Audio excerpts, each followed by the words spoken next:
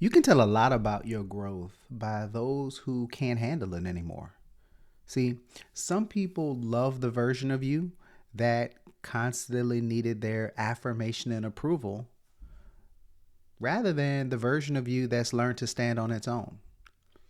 But real love grows with you. It celebrates your evolution instead of being threatened by it. Welcome to the Emanuel Dr. EG3 podcast, where we talk about life, growth, and just everything that makes us humans. I'm your host, Emanuel George, but most folks just call me Dr. EG3.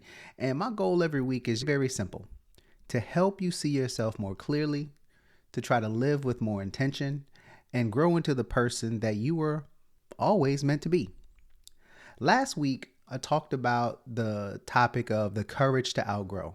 How sometimes the bravest thing you can do is move on from relationships that no longer serve your growth. But this week, I want to flip it. Because, see, now that we've opened up some space, what fills that space is what really matters. So today, let's talk about what it means to find love that helps you grow. Love that strengthens your voice, stretches your heart, and never asks you to play small just to stay connected. Now, I remember a while back, I remember realizing that not every relationship in my life was really built for where I was headed. See, some people like me best when I was struggling, when I needed their advice, I needed their approval, or I came to them all the time for help. But when I started to find my own rhythm, the energy just shifted. Conversations got shorter, support got a lot quieter, and for a minute, I thought maybe, just maybe, I was the problem, figuring I did something wrong or there was some type of offense that I made. Maybe growth had made me arrogant or pompous or even made me distant. But then I learned something. Real love doesn't compete with your evolution, it contributes to it. And that realization is how I learned to define love even more. Because the people who genuinely love you, they don't get intimidated by your becoming. They invest in it, right? Because they've been there through the long haul. And I've thought a lot about why that happens. See, sometimes it's jealousy or them just hating. See, that's the one we jump to the most. But sometimes it's not loud. It's quiet. The kind of jealousy that hides behind sarcasm and distance and subtle criticism. Sometimes it happens because of their insecurity. Because, see, your growth forces people to reevaluate their place in your life. Maybe they were used to being the strong one, the advisor, the rescuer. But see, your independence changes that dynamic. And sometimes it happens because it's reflection. Your progress becomes the mirror that they can't avoid. It exposes the things that they haven't done, they haven't achieved. It exposes the dreams that maybe they've postponed or stopped chasing. Or it exposes the courage that they haven't found yet to pursue the things that are on their heart. But for whatever reason it happens, I want to remind you, it's still their problem. See, it affects you because you start to internalize all of the things that they're dealing with. You start wondering if you've done something wrong. If maybe you should dial it back a little to keep things copacetic. See, that's the danger of loving people who can't celebrate your evolution. Their comfort can cost you your confidence. At some point, you have to decide what kind of love and relationships you're willing to accept. Because not all love helps you grow. Some just helps you stay the same. And if you're really serious about becoming the person that you're ultimately called to be, you can't afford to keep relationships that punish you or punish your progress. So let's talk about what love that helps you grow actually looks like. So first, number one, love should give you room to evolve. See, real love isn't possessive, it's actually progressive.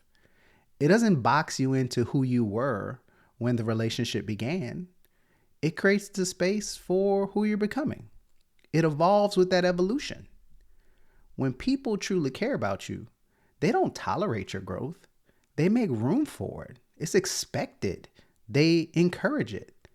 They may not understand every version of your dream that you've thought about, but they respect it enough to let you chase it.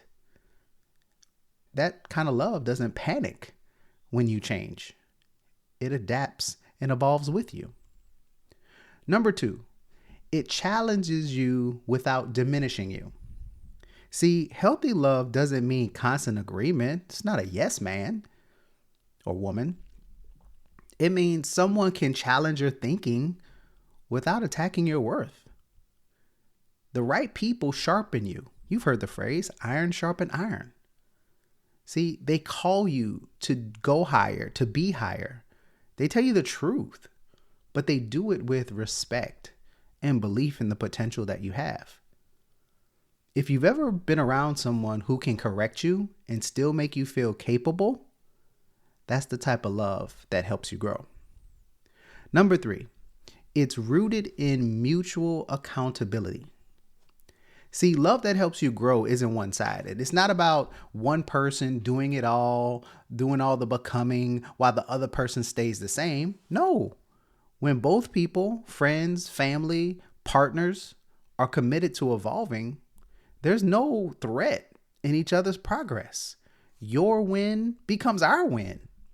That's how you know it's real. Growth doesn't create distance, it creates depth because we're in this thing together. And number 4, it encourages your wholeness, not just usefulness. See, some people love you to the extent of what you can do for them, not for who you are and who you're becoming. But love that helps you grow sees the full picture. It celebrates your being, not just your doing. It's not dependent on performance or proximity. It's steady. It's always there. It's kind of like a foundational. It's the bedrock.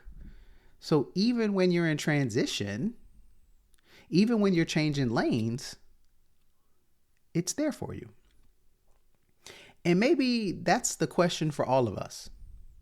Are the relationships around you helping you rise or keeping you rehearsing the old versions of yourself that you once lived? So here's the challenge for this week. I want you to sit with this. I want you to take a real look at all of the relationships in your life, your friendships, your family connections, even your work circles. And I want you to ask, who in my life helps me rise? Who reminds me of my potential? And who do I feel like I have to shrink around just to keep the peace? Because awareness is that first step to alignment.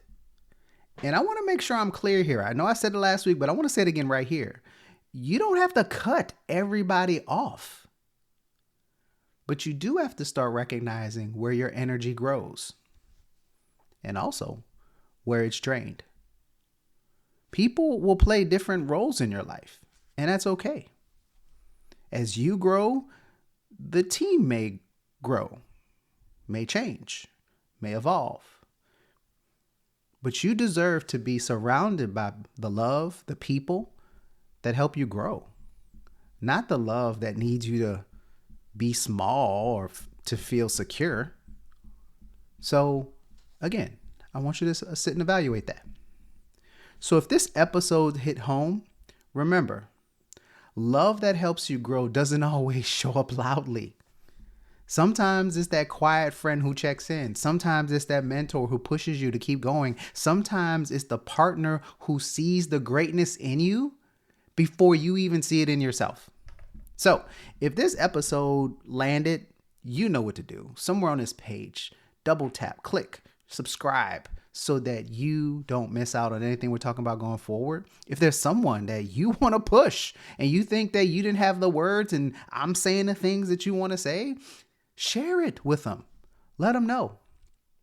Because we want to share the kind of love that is the one that we talked about, that pushes, that helps us grow, that is not threatened by our evolution.